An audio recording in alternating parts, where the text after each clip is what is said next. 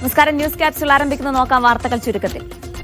Israel പിന്തുണയോടെ America അവതരിപ്പിച്ച 20 പദ്ധതിക്ക് കൂടുതൽ രാജ്യങ്ങളുടെ പിന്തുണ. ഗസയിലെ യുദ്ധം അവസാനിപ്പിക്കാനുള്ള ട്രംപിന്റെ ശ്രമങ്ങളെ സൌദിക്ക് പുറമെ ജോർദാൻ, UAE, ഇന്തോനേഷ്യ, പാകിസ്ഥാൻ, തുർക്കി, ഖത്തർ, ഈജിപ്ത് വിദേശകാര്യമന്ത്രിമാർ സ്വാഗതം ചെയ്തു. പദ്ധതിയുമായി എല്ലാവരും സഹകരിക്കണമെന്ന് UN secretary general Antonio Guterres.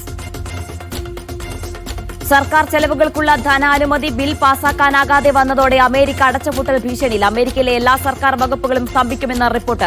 സെനറ്റിൽ അവസാനവട്ട വോട്ടെടുപ്പിലും റിപ്പബ്ലിക്കൻ ഡെമോക്രാറ്റിക് പാർട്ടികൾക്ക് സമവായത്തിൽ എത്തിച്ചേരാൻ ആയിട്ടില്ല. താലിബാൻ ഭരണകൂടത്തിന്റെ ഇന്റർനെറ്റ് നിരോധനം അഫ്ഗാനിസ്ഥാനിലെ വിമാനത്താവളങ്ങളെയും ബാങ്കിംഗ് മേഖലയെയും സ്തംഭിപ്പിച്ചു. തിങ്കളാഴ്ചയാണ് താലിബാൻ ഭരണകൂടം ഇന്റർനെറ്റ് സേവനങ്ങൾ പൂർണ്ണമായും വിച്ഛേദിച്ചത്. ഇന്റർനെറ്റ് നിരോധനത്തിന് പിന്നിലെ കാരണമെന്താണെന്ന് താലിബാൻ ഔദ്യോഗികമായി വിശദീകരിച്ചിട്ടില്ല. ഫിലിപ്പൈൻസിൽ അതിശക്തമായ ഭൂചലനം. മധ്യ ഫിലിപ്പൈൻസിലെ സെബു മേഖലയിലുണ്ടായ ഭൂചലനത്തിൽ 20 പേർ മരിച്ചെന്ന റിപ്പോർട്ടുകൾ.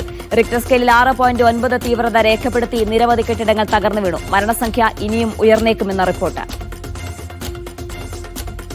പാകിസ്ഥാനിലെ ബലൂചിസ്ഥാൻ പ്രവിശ്യയിലെ ക്വറ്റയിൽ കാർ ബോംബ് സ്ഫോടനം. 13 പേർ കൊല്ലപ്പെട്ടു. 32 പേർക്ക് പരിക്ക്. ഇന്നലെ ക്വറ്റയിലെ സർഗുൻ റോഡിലുള്ള പോലീസ് ആസ്ഥാനത്തിന് സമീപമാണ് സ്ഫോടനമുണ്ടായത്.